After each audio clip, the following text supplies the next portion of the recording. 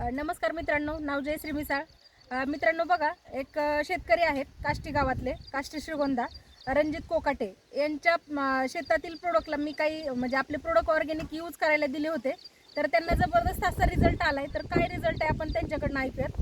नमस्कार सर. नमस्कार. तुमचं नाव आणि कुठून बोलतात? माझं नाव रणजित नानासाहेब कोकाटे, फ्रॉम काष्टी, तालुका श्रीगोंदा, जिल्हा अहमदनगर. माझ्याकडे वांगे आणि काकडीचे 3 एकराचे प्लॉट आहेत. त्यामध्ये आपण सन एज कंपनीचे ऑर्गॅनिक प्रोडक्ट वापरलेले आहेत. या प्लॉटमध्ये आपण प्रोडक्ट वापरतो.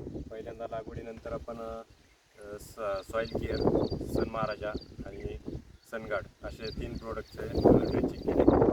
त्यानंतर चांगलं वेल सुटण्याच्या टायमाला आपण सन मॅजिक, सन बूस्ट आणि सनस्टिक याचा स्प्रे घेतलेला आहे. तर त्याचा रिझल्ट खूप चांगला दिसून आला मला.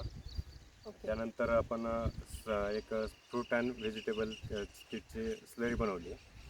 ते 4 दिवस भिजू घातल्यानंतर त्याचे बॅक्टेरिया तयार झाल्यानंतर ते आपण सोडलेली आहे.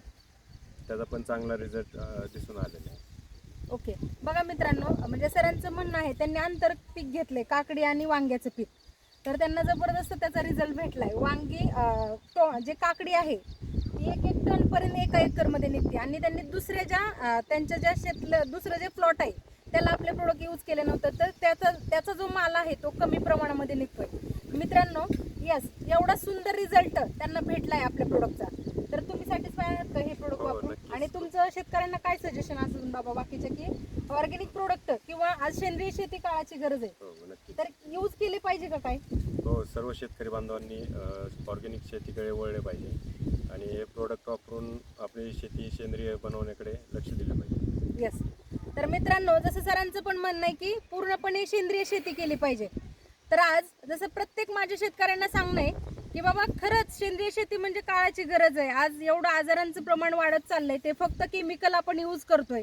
आपण घरात पण खातो आणि तेच माल मार्केटमध्ये पण आपण देतो. तर आज सगळ्यांना माझं एकच विनंती आहे शेतकरी बांधवांना, की प्रत्येकाने सेंद्रिय शेती केली पाहिजे. थँक्यू.